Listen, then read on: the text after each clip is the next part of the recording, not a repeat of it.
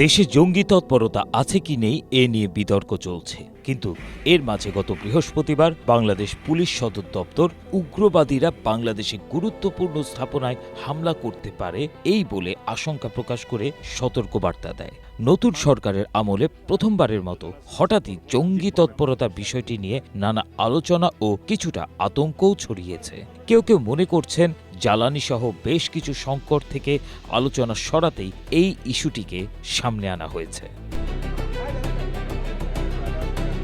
ফ্যাসিবাদী হাসিনার আমলে তারা নিজস্ব রাজনৈতিক ফায়দা হাসিলের জন্য জঙ্গি শব্দটিকে হাতিয়ার হিসেবে ব্যবহার করত।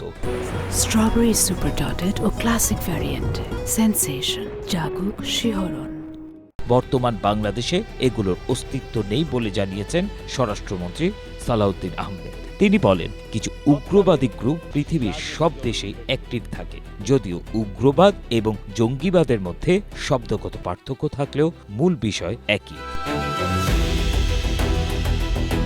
দেশের নিরাপত্তা বিশ্লেষকদের একাংশ মনে করেন, দেশে জঙ্গিবাদী কার্যক্রম বা তৎপরতা যেই পরিমাণে রয়েছে তার থেকে আলোচনায় আসছে অনেক বেশি। বিবিসি বাংলার এক প্রতিবেদনে উঠে আসে জঙ্গি শব্দটি ব্যবহার দৃষ্টি ভিন্ন দিকে সরিয়ে নেয়ার জন্য। এটি একটি বার্নিং ইস্যুকে ভিন্ন দিকে প্রবাহিত করার জন্য আরেকটি নন বার্নিং ইস্যুকে সামনে নিয়ে আসা।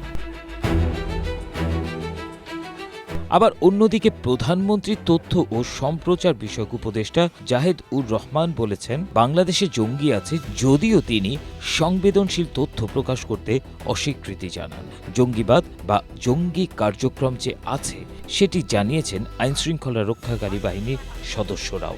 গবেষকরা বলছেন, আওয়ামী লীগ কিংবা এর আগে বিএনপির সরকার সব আমলেই বাংলাদেশে জঙ্গিবাদী সংগঠনগুলো তৎপরতা ছিল, কিন্তু 2024-এর 5ই আগস্টের পরবর্তী সময়ে এই সংগঠনগুলোর তৎপরতা ভিন্নভাবে সামনে এসেছে। তারা অনেক জায়গায় বিক্ষোভ ও কর্মসূচিতে কালেমা লেখা পতাকা ব্যবহার করে আইডেন্টিটি প্রকাশ করার চেষ্টা করেছে।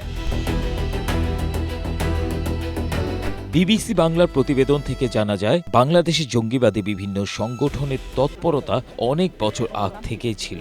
শেখ হাসিনা সরকারের পতনের পর জঙ্গিবাদের বিভিন্ন মামলায় অভিযুক্ত 3 শতাধিক ব্যক্তি জামিনে মুক্তি পেয়েছেন। তবে পুলিশের এন্টি টেরোরিজম ইউনিটের মিডিয়া উইংয়ের পুলিশ সুপার মাহফুজুল আলম রাসেল জানান, সম্ভাবনা থাকলেও এখনই বড় কোনো তৎপরতা বা হামলা হতে পারে সেটি আমরা মনে করছি না। ABM Asaduzzaman, Asia post.